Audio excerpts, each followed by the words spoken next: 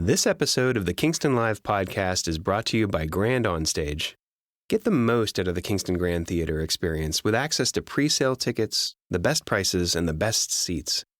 Subscriptions for the Grand Onstage 2024-2025 season are on sale now. Tickets for individual performances go on sale June 24th. You can purchase both at kingstongrand.ca. In many ways, choral performance is one of the purest forms of music. It's melody, rhythm, and harmony, all without the aid of any external instruments. Simply the human voices working together to create something no one person could do alone. The very act of singing with a group is a common through line from culture to culture, taking those same building blocks and applying them in diverse, distinct fashions. And for many musicians, choir or vocal-led music is the starting point on a lifelong musical journey. This is Kingston Live, and today we're joined by two guests behind an important project that harnesses the choir format as a vessel for charting a new path in both music accessibility and inclusion. Though there are several active choirs operating in Kingston, Spectrum Voices was started with a clear goal in mind: to create a welcoming space for 2S LGBTQ+ and allies of all voice types and experience levels to come together and sing. This also came with an important distinction. There are no auditions. If you want to join, simply come by one of the public practices and join in. Today we're joined by conductor and organizer Ren Chalicombe and composer and multi-instrumentalist Ari Bautista to discuss the choir, their future, and the importance of inclusion and accessibility in music.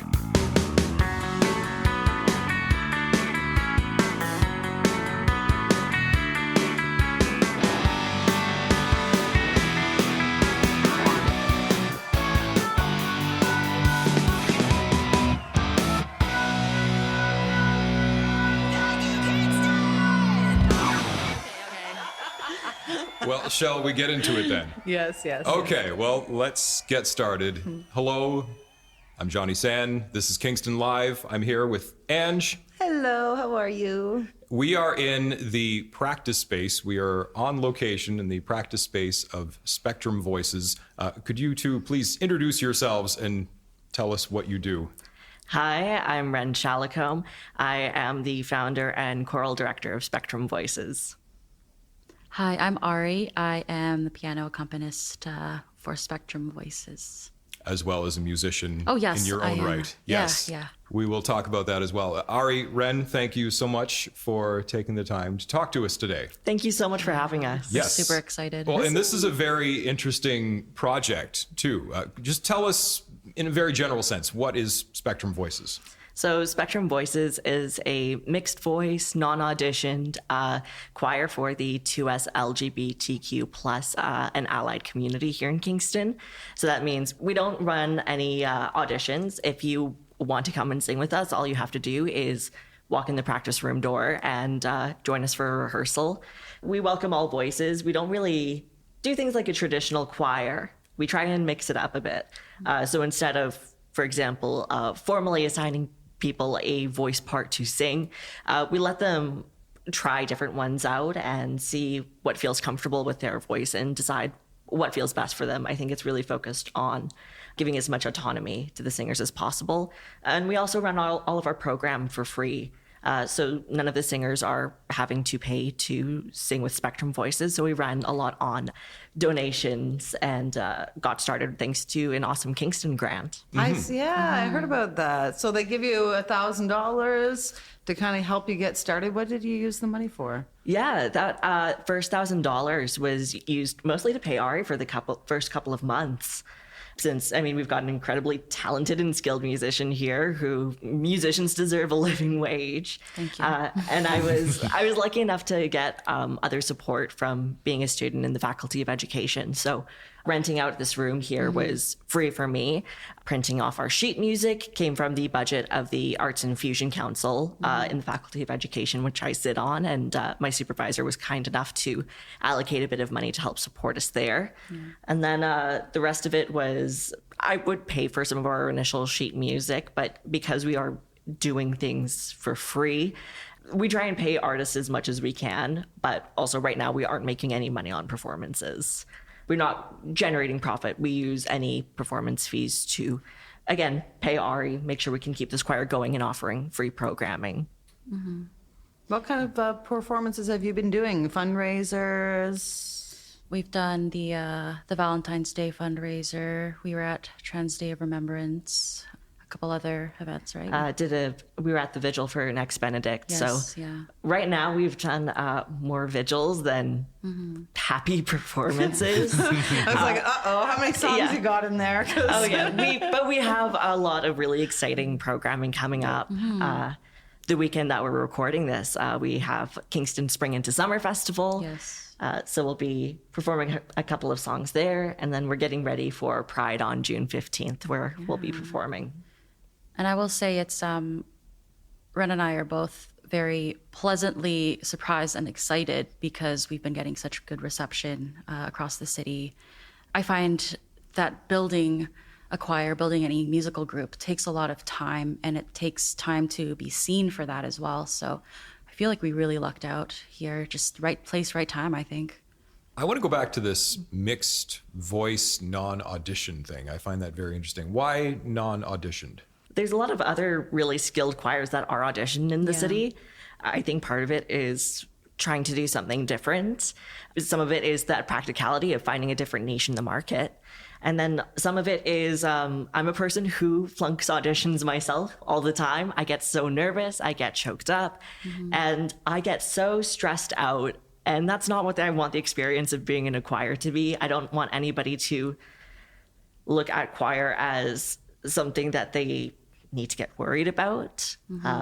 Even if it was a thing where we do accept everyone. And I think that is the goal, is to have people feel as welcome here as they can. But even if that is our goal, and if we're still running that audition model, it is intimidating to stand in front of people who supposedly know more than you, have authority in that space, and really try to appeal that your voice is worth belonging. Well, the reason I ask, and I really like that, and I was reading recently about how this idea of music only being performed by certain people is a very modern and Western idea. People forget that in cultures since time immemorial, music was just for everyone, and it was a community building thing. And I feel like that's part of what you're doing here, is building community. Absolutely. I've got a master's in community music, and the entire goal of that is changing the way that we see performing music. I mean, in a capitalist society,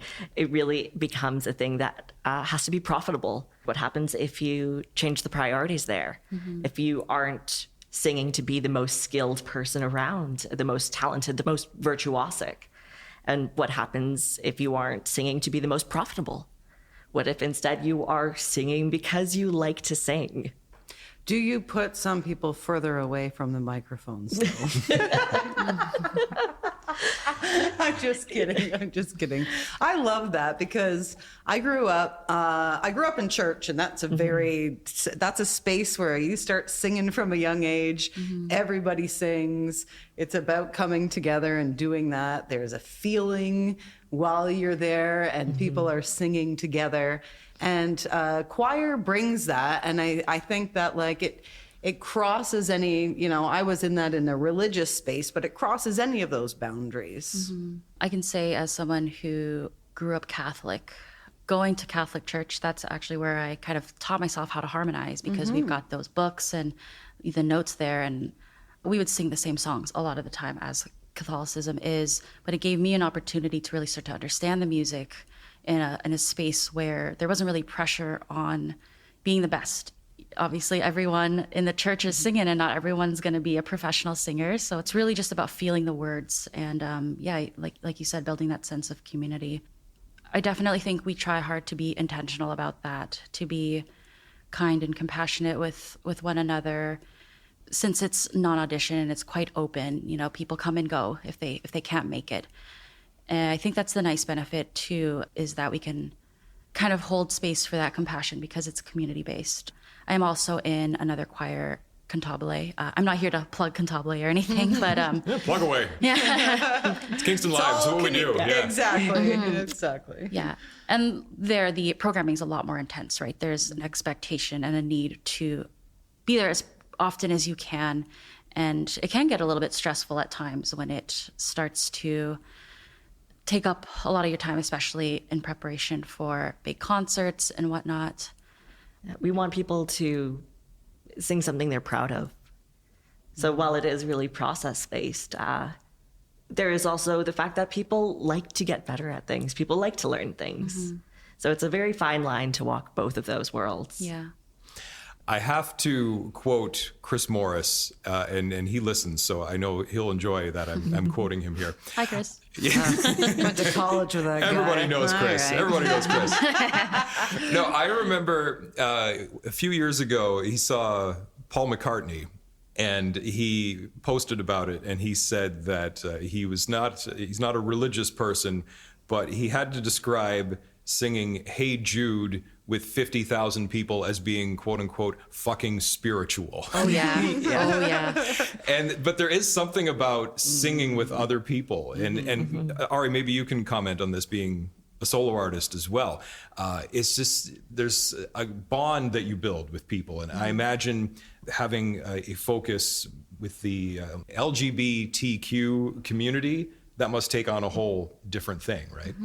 Yeah, I mean, I definitely agree that it can be a very spiritual experience. The closest thing, I didn't grow up in the church, but the closest thing I've had to a spiritual experience was a time where I was singing with my high school choir. That truly just feels like there is magic in the air when people are singing together. I will say, as a solo artist, it's definitely different. On one hand, I am really happy that I have the skills and the means to explore my own sound and my own creativity. And sometimes there's a space where I need to do that on my own. There's also other times where we need to bounce ideas off of each other. So building that community is really helpful there. One thing that I will say that I have experienced in all the choirs that I've ever been in, whether it's competitive or non-competitive, is that idea that you are part of something bigger than yourself. And I know Ren has said that as well. When you are in a choir, you kind of become this big thing. You're going down as a group, or you're going up as a group. And that's really how it goes all the way through. What kind of songs do you perform? So for some of the visuals, I'll get those out of the way first so we can talk about maybe the more happy songs. One of our singers recommended this wonderful resource called the Justice Choir Songbook that has a bunch of wonderful, easy to learn, easy to teach songs, very much focused on social justice themes. I really recommend the Justice Choir Songbook. It's free by donation. So we've got a couple of numbers from there that were written with the intent of, for example, one of them, Courage to Be Who We Are, written by Ruth Huber, was written in memory of Gwen Araujo, who was a trans woman who was killed in her early 20s. So we do get to sing music like that is very intentional and very explicitly political about its message in a time where trans lives are being politicized. But we also sing, right now, we have like some very fun pop songs. We're working on Unwritten by Natasha Bedingfield, Don't Stop Me Now by Queen. So we've got some very fun, we've got some very fun and upbeat songs that always get stuck in my head after rehearsal. I literally will have dreams about practicing Don't Stop Me Now. It's a good one. It's a catchy tune. Oh, yeah. Well, there was a great quote somewhere in some of the media that you sent us about this desire to do more sort of celebratory things rather than the memorials that you're talking about. Yeah, I mean, it gets really tiring constantly mourning for your kin. And You got to have balance. yeah, you have to have balance. And I think there's true liberatory potential in celebrating each other and having happy lives. No pun intended, or maybe pun intended now, but we want to feel the full spectrum of emotions. And I think that's really important, right? Especially for a lot of us, I think. are going through our own path of healing, and the role that music plays in that, it can be so fundamental and so critical that we want to be able to celebrate things and also remember things. It's all part of the package. Now we talk about 2S LGBTQ plus community, but allies as well, right? They're so important. As a Q myself, they're so important to us, right? 100%.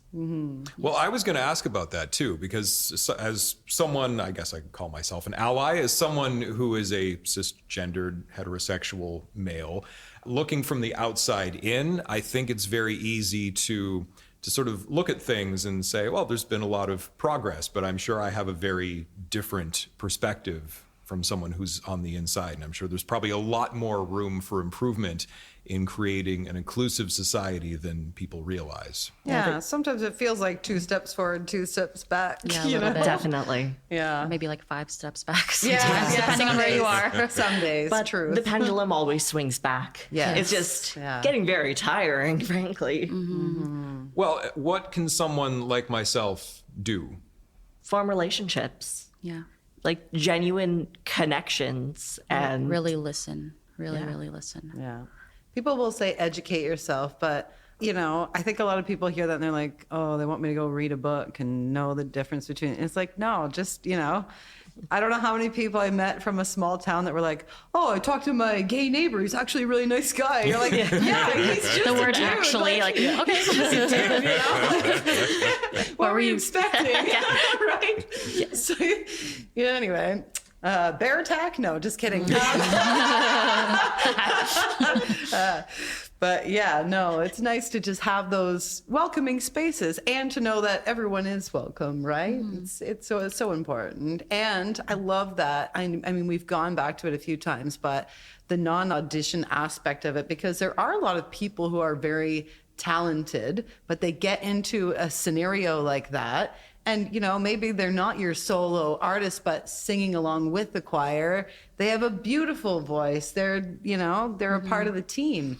So that's, I love that part of it. that's definitely where I come from myself. I am not a solo performer whatsoever.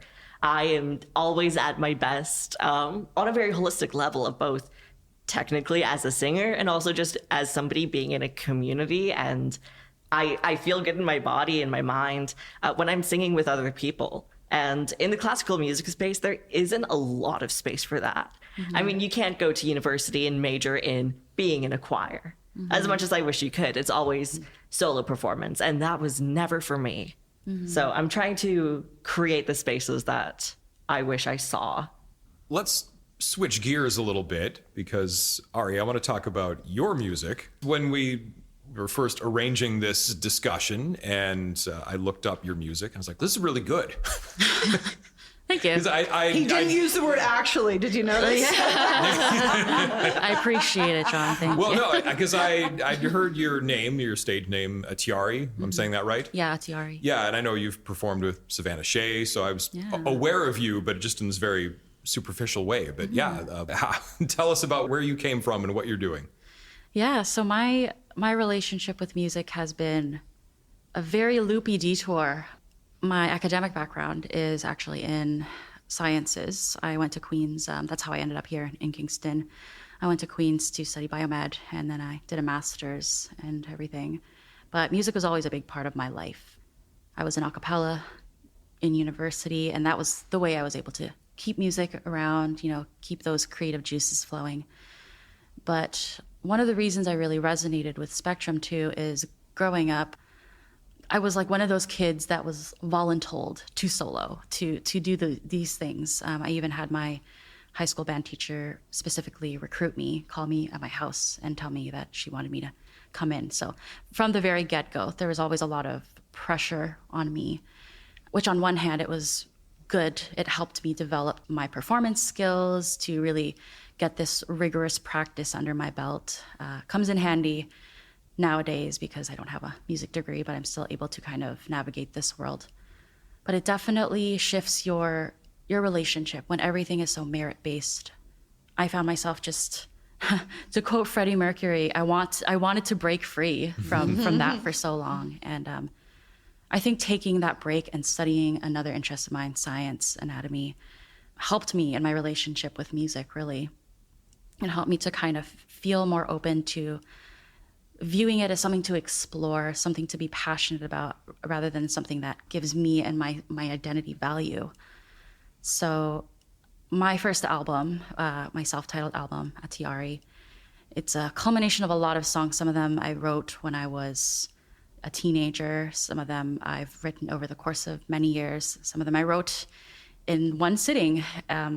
But they're all sort of stories from my life and things that I've always wanted to talk about.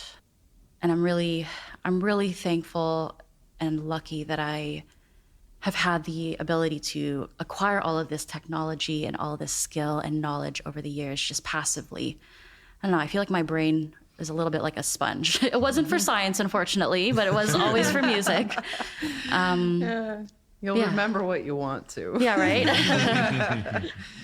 But the whole recording process was really a trek. It was a battle with myself, but also such a beautiful, cathartic thing. And my first album, I always wanted it to be mostly for me. I wanted to be something I could look back on and say, wow, these are all the things that I've been through and that I've been able to come to terms with and be able to share with other people. And that's something I'm really proud of.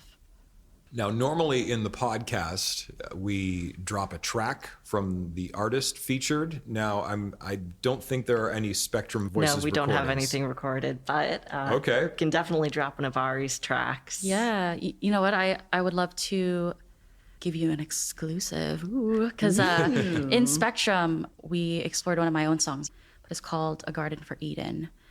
Eden Knight is a trans woman who unfortunately chose to end her time here because of circumstances surrounding her family. And I'm going to get emotional now, but I remember hearing about this when it happened.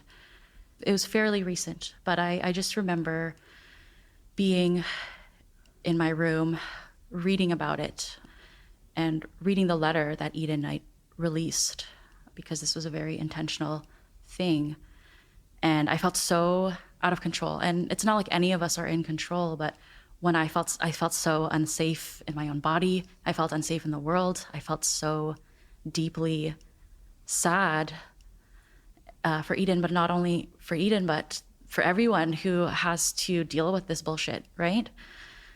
It's tough times we're living in. And I know that the one thing I can do is write a song about it and to put words to these feelings, or at least try to, although many of them are so profound I can't even find the words.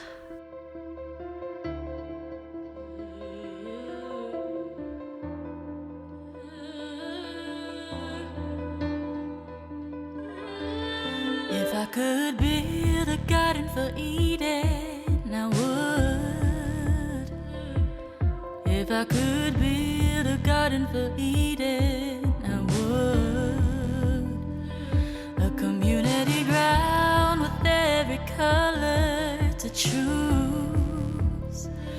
No saviors around to steal our essence or our muse, or our right to be loved, or our right to be heard, or our right to roam around however we would.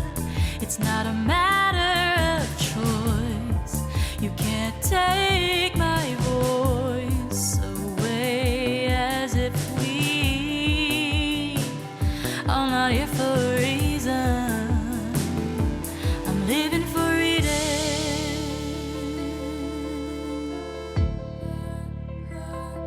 I'm living for Eden.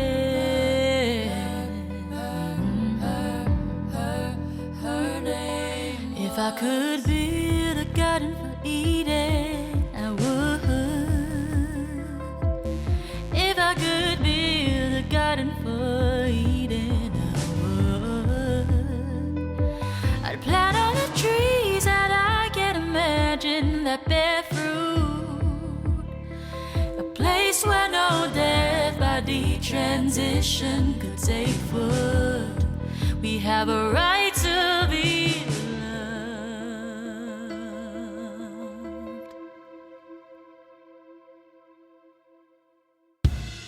This episode of Kingston Live is brought to you by Grand Onstage. Grand Onstage takes you beyond the regular Kingston Grand Theater experience. It's a subscription option that gives you access to pre-sale tickets, the best prices, and the best seats. That means you can customize your own individual package starting at just 4 performances. Want to bring friends? Subscriber pricing applies to their tickets too. And if your plans change, just exchange your tickets for another performance. Tickets for individual performances go on sale June 24th. You can purchase both at kingstongrand.ca. Yeah, another thing about Spectrum is it's allowed me to expand my idea of what my music needs to sound like. Music can be alive and constantly evolving. I've got my version that I did in my room. I've got another version that I decided to do on guitar for TikTok and Instagram for my social medias. And then we have the version that we did here. And we had the discussions around what it meant to us and talking about the language that we used. And it's a really important song to me, and I'm really happy that we got to explore that here. We're so lucky that Ari shares their music with us like that. It is such a beautiful gift to receive and then also be able to share ourselves. If you had to put it into a genre, how would you describe it? Yeah, I know it's so hard sometimes. Genres, that's something I've always struggled with. Because Genres are hard these days. They are. They really are. there's something being created every moment, I feel Let's like. let's talk about influences, genres that influenced you. Yeah, so growing up, I did a lot of jazz. I was a competitive jazz soloist in high school, in middle school. So that definitely had an impact on me. R&B, something I've always been drawn to. I would say because I'm Filipino, I also have some influences from OPM, which stands for Original Pinoy Music.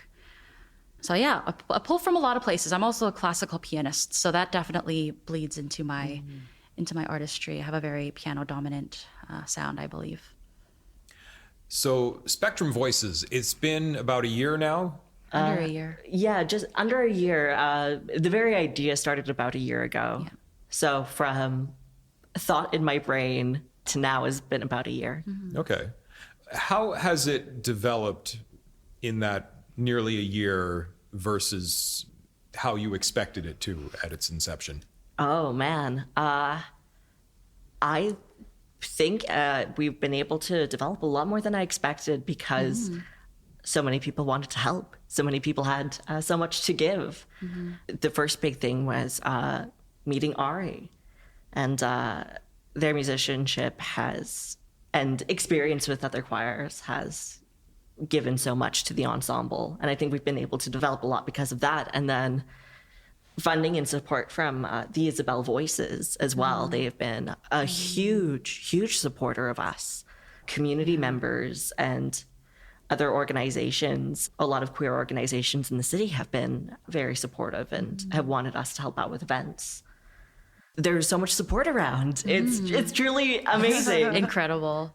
Makes you feel like you're on the right path when you do that and things just like fall into place, right? You're like, okay, maybe we're onto something here. And John, you and I were talking about earlier how Kingston is such an extraordinary place when it comes to talent and community. Yeah, I did want to get into that as well. We talked about Kingston and being such a unique music community. And maybe we can just open it up, just sort of open discussion. What is it about this place? We've had this conversation in the podcast. We did a whole podcast on it. Yeah, we've had this discussion before, but everybody seems to have a different point of view, but there's always a continuity to all these different points of view too. And go ahead. Before we start, I want to preface, I was literally watching a reel earlier talking about the word talent. I wanted to backtrack there. Talent is such a loaded term, and I realize just saying it now, I haven't said it in a long time because it suggests this innate ability and you kind of just show up and you're like excellent or you're not. I think this space here, it's all about hard work. Like you can have ability, but if you don't work on it, if you don't want to improve. I like the word skill. Skilled, yes. Yeah. Skilled. Yeah. Well, you need both. Yeah, I think certain people have certain aptitudes, but I think we've all seen people who had aptitude but never applied it. And then you have the opposite. Sometimes you have people who don't come to something naturally, but they just really enjoy it, and you just keep doing it. So there's all kinds of ways that this quote unquote talent can manifest. I don't know why I saw myself dancing when you said that, but sometimes you just want to do something, you know? But yeah, Kingston, yeah. What is it? You mentioned, Ari, you're not from Kingston. What was your impression of Kingston musically when you got here? And how long have you been here? I've been here for almost 10 years now. Okay. I moved here in September 2014, which is when I started university. My relationship with the Kingston music scene has changed a lot too. Like I was in the a cappella, Queens kind of music scene for a long time, which is very much a bubble. There are little areas that kind of poke out into the rest of the greater community. But I would say overall, getting into the Kingston music scene, and I have Savannah Shea really to thank for helping me get that foot in the door. But it's been so welcoming, so non-judgmental, so uplifting. Everyone just wants everyone else to come to their full potential and full passion and really be seen for that as well. And we've come back to that as well before. It's so much more collaborative than it is competitive. And that's really been an asset. Where that comes from, who knows? But it's definitely worked in our favor here. Yeah. Ren, where are you from? I don't know if I asked before. I'm from Calgary originally. So I actually just moved here this August 2023. So I am pretty new here. But what are your impressions so far? My impressions... Honestly, my impressions are a little limited. I'm a wheelchair user, and a lot of venues are not wheelchair accessible. So it's kind of hard to actually get to go and see all of the amazing local talent.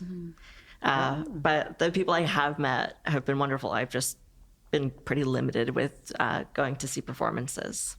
That is difficult. So that's, yeah, that sucks. Yeah. Straight up. As I'm sure you know. Yeah. Well, and that's another thing that as someone like myself would not see. Of course. What can venues do to be more, and this is a good time to talk about this because I don't know if you're aware, and we've talked about this in the podcast before, the music strategy is being implemented. So there are things changing.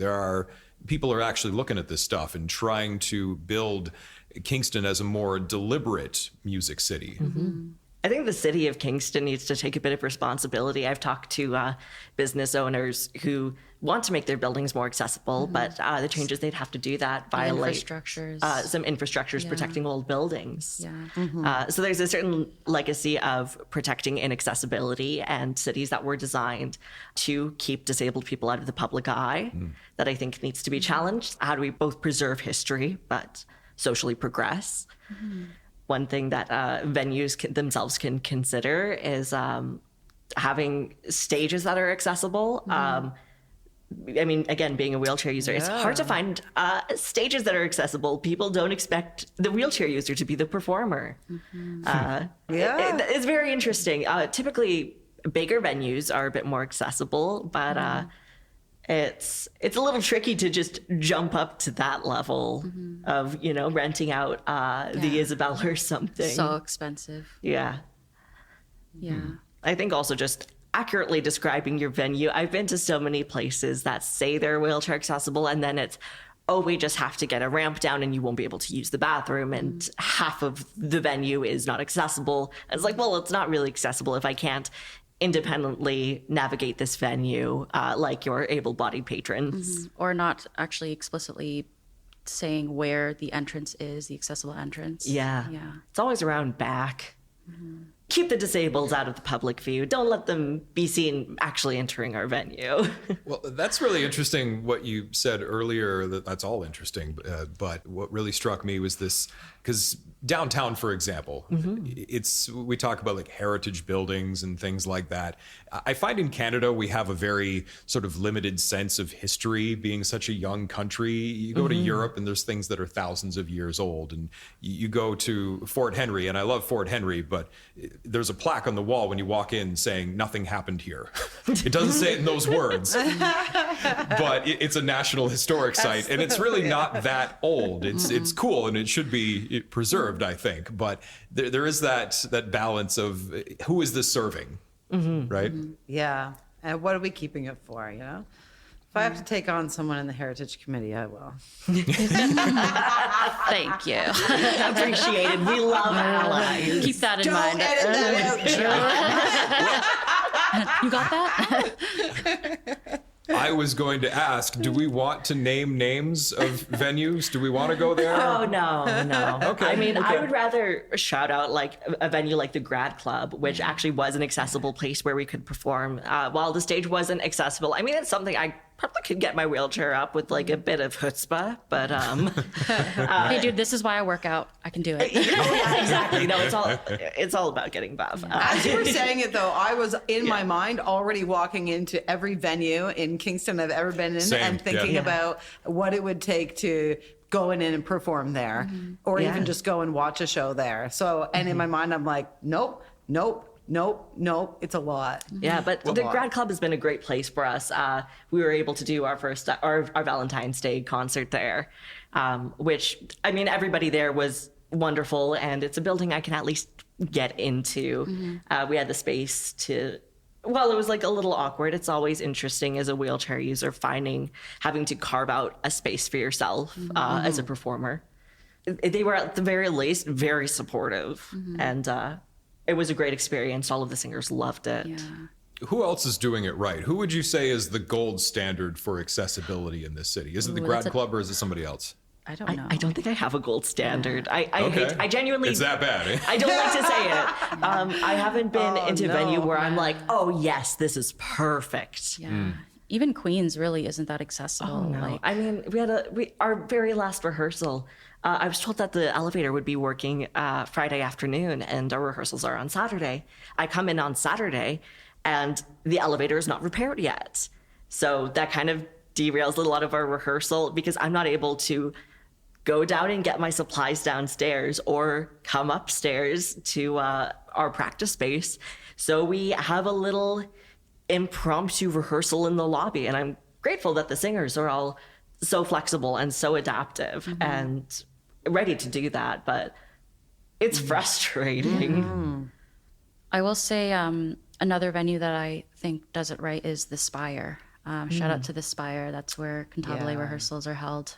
And they sell booze there now. They do? Yeah. Oh, okay. But yeah, I noticed one time when I was walking to rehearsal, I don't know if the sign's always been there or if they just put it out, but there was actually a sign saying where the accessible entrance was. And getting onto stage, there is an accessible ramp. So that's pretty awesome. But once again, like that venue would be so expensive to rent. Oh yeah. And also the Grad Club, it might shut down. I don't know what's going on with that. So that would be really unfortunate. So a lot of times when you think about music and you go out to see shows, a lot of that is built around alcohol, having a drink, that sort of thing. A choir can take you a little bit away from that, still give you that music, but maybe not the setting that we're sometimes always in, right? Yeah. I think a lot of queer spaces revolve around alcohol, and gay nightlife is very important and has such a strong place in our history. But there's also people who are sober. I mean, I'm sober just because I'm chronically ill. I have to be on medication. So I'm not a person who drinks. There are people who have addictions. There are people who just don't like being around alcohol. So I think carving out community spaces that aren't central to substances is valuable. It is nice when you can find yourself in a musical event that isn't more, booze based, and it's a little more about the music, and the music's not just a setting for the drinking, where the music is more the primary activity. Yeah, it makes it tough too when a lot of the venues are bars. That is their main thing, right? So that's what you're going to see.